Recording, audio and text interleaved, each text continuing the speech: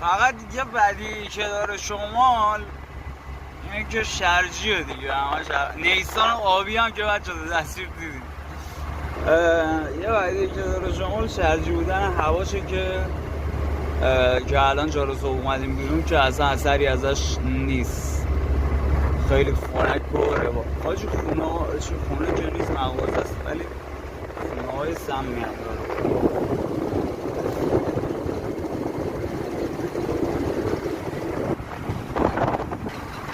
اینم اثر شاه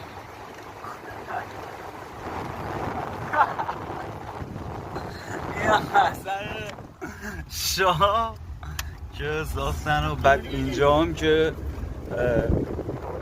واسه مردم اینقدر تو بلاگ من نرین حاجی، بازارچه زانتی. بعد اونام که دیدین دست فروش بودن که